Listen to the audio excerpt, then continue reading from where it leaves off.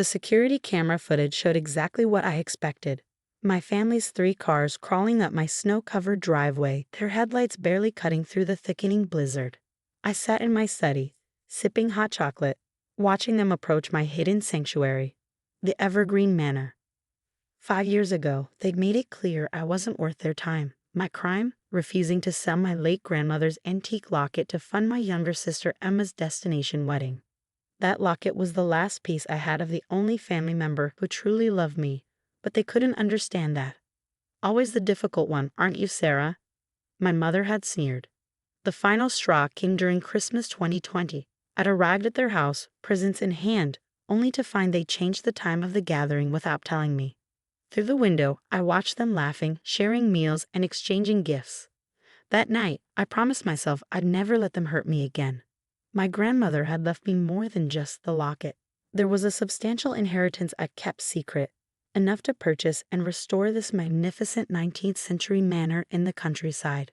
While they thought I was struggling in a tiny apartment, I'd spent 3 years transforming this place into a luxury bed and breakfast, operating under a business name they'd never connect to me. Now, watching them approach, I straightened my emerald green sweater and checked my reflection. At 32, I looked different from the insecure woman they'd last seen. Success had given me confidence and peace had given me strength. The doorbell echoed through the manor. I took my time walking to the grand entrance, my heels clicking on the marble floor. Through the frosted glass, I could see their huddled shapes: Mom, Dad, Emma, her husband Tom, and their kids.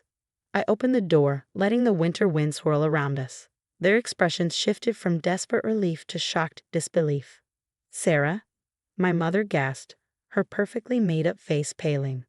"Welcome to Evergreen Manor," I said smoothly, stepping aside. "Please come in before you freeze." They shuffled in, tracking snow onto my imported carpets. Emma's twins, now 7, stared wide-eyed at the crystal chandelier and towering Christmas tree in the foyer. My father, usually so composed, couldn't stop gaping at the grand staircase.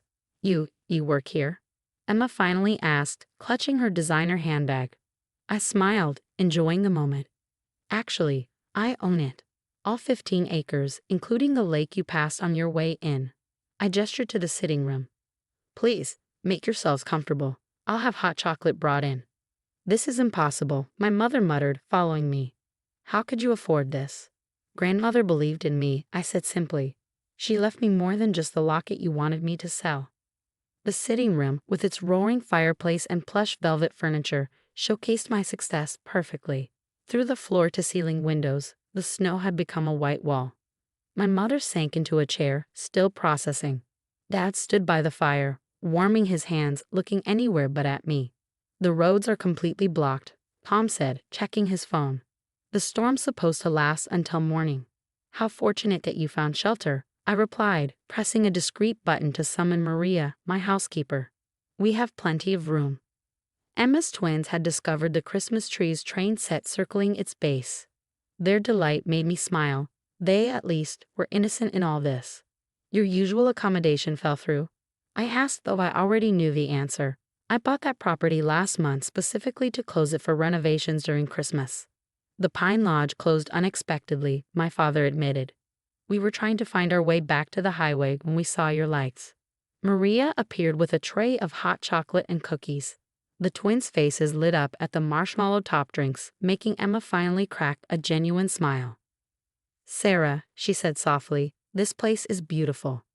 For a moment, I saw my little sister again, not the woman who had helped exclude me from family gatherings. "Thank you," I replied, keeping my voice neutral. As they warmed up and the initial shock wore off, questions began pouring out.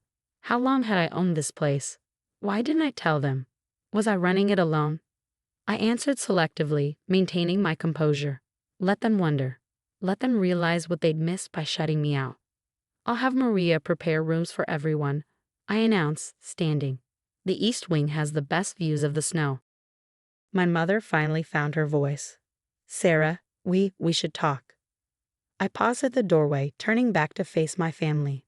5 years of holiday cards returned unopened. 5 years of blocked calls and ignored messages. 5 years of healing and building my own life. "Yes," I agreed, my hand resting on the doorframe.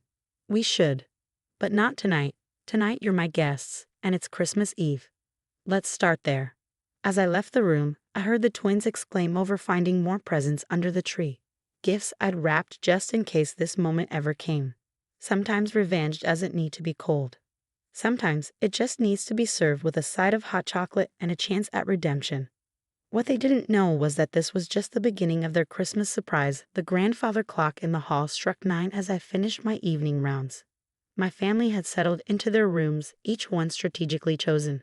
The twins were delighted with their room's hidden playroom, while Emma and Tom got the suite overlooking the frozen lake.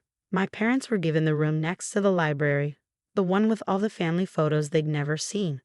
I stood in that library now, touching the frames that documented my journey. Photos of me purchasing the manor, restoration work, the grand opening. But most importantly, pictures of me with grandmother in this very house when I was young. This manor had been her childhood home, sold decades ago when her family fell on hard times. Buying it back had been my secret mission. A soft knock interrupted my thoughts. Emma stood in the doorway, wearing the plush robe I'd left in her room. "Can't sleep?" I asked, not turning around. "How could I?" She stepped inside, her eyes scanning the photos. "Sarah, is that Grandma's old house? The one she used to tell us stories about?" "The very same." I finally faced her. Grandmother left me the means to buy it back. She knew I was the only one who remembered every story she told about this place. Emma's hand trembled as she touched a photo of the library from the 1950s. The secret door, behind the blue bookcase. Is it still? Still there. I moved to the antique bookcase and pressed a hidden lever. The panel swung open silently, revealing a small reading nook with a window seat. "We used to hide you during summer visits," Emma whispered, tears in her eyes, "before they sold it. And now it's back in the family." I watched her process this information. "Though according to all of you, I'm not really family anymore, am I?" She flinched. "Sarah, about that. These past 5 years were educational," I finished. "I learned who I am without trying to meet impossible expectations." The door opened again, and my mother entered, looking smaller in her borrowed nightgown than I'd ever seen her. "I heard voices," she said, then stopped short at the sight of the photos. "Oh my God." "Hello, Mother." Recognizing the house now. She moved closer to the wall, her hand covering her mouth. "Your grandmother's home." "But how? Why didn't you tell us?" "Would you have cared?" I kept my voice level. "You were too busy with Emma's perfect life to notice mine." "That's not fair," my mother started, but Emma interrupted. "Yes, it is, Mom. We were horrible to her. Over a locket of all things." Emma turned to me. "I was so caught up in my wedding, in what I wanted. I never even asked why that locket meant so much to you." I pulled the locket from under my sweater. "Grandmother gave me this the last time we visited this house together. She told me about growing up here, about the secrets and love these walls held. She made me promise to never let anyone take my dreams away." I opened the locket, showing them the tiny key inside. "This opens her old jewelry box, which is still hidden in this house. I found it during renovations." My mother sat heavily in a leather armchair. "She always said you were the most like her. Strong-willed, independent." "Difficult?" I suggested with a raised eyebrow. "Special," she corrected, surprising me. "I was jealous of your relationship with her. And then after she died, when you wouldn't give up that locket, I let that jealousy poison everything." A log shifted in the fireplace, sending sparks up the chimney. Outside, the snow continued falling, coating the world in silence. "The twins found more presents under the tree," Emma said softly. "Did you? Have you been buying them gifts every year?" I nodded. "They're innocent in all this. I have a whole room of 5 years' worth of presents for them." I kept hoping that we'd find our way back to you, my mother finished. "That you'd want to," I corrected. Emma wiped her eyes. "Do you remember what Grandma used to say about this house at Christmas? 'Magic lives in these walls.'" We all quoted together, then shared a surprised laugh. "She also said something else," I added. "That true family finds its way home, no matter how lost they've been." My mother stood up, smoothing her nightgown with shaking hands. "Are we too lost, Sarah?" I thought about the years of pain, but also about the secret hope that had made me prepare those rooms, wrap those presents, and keep my door unlocked on this snowy night. "That depends," I said carefully. "Are you ready to find your way back?" Emma reached for my hand, and after a moment's hesitation, I let her take it. My mother stepped closer, her eyes on the locket. Maybe, I said. It's time I showed you what's in grandmother's jewelry box. She left something for each of us, you know. I've been keeping them safe, waiting for the right moment. As I led them up the hidden staircase to the attic, I realized that sometimes the best revenge isn't revenge at all. Sometimes it's creating a space where healing can begin, even if that space takes 5 years and a snowstorm to find. But the night wasn't over yet, and the biggest surprise was still to come. Dawn broke over Evergreen Manor, painting the snow-covered grounds in shades of pink and gold. I'd been awake for hours, making final preparations in the grand dining room. The table was set with my grandmother's china, each place setting perfect, just as she taught me. The jewelry box sat at the center of the table, its ornate wooden surface catching the morning light. I'd retrieved it from the attic last night after Emma and Mom had returned to their rooms. Some revelations were meant for the whole family.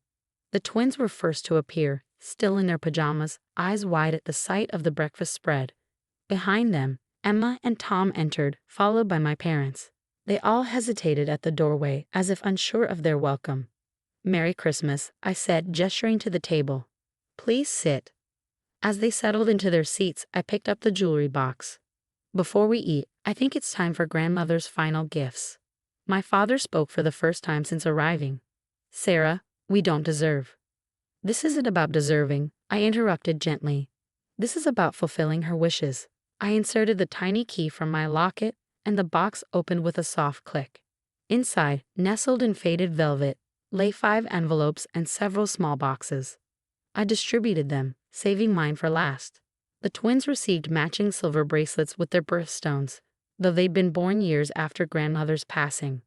"How did she?" Emma wondered, helping her daughters put on their bracelets. "She knew you'd have children someday. She bought these before she died, trusting they'd find their way to the right people at the right time." My mother's hands shook as she opened her envelope. A delicate sapphire ring fell into her palm, along with a letter. "This was her mother's ring," she whispered. "I always admired it."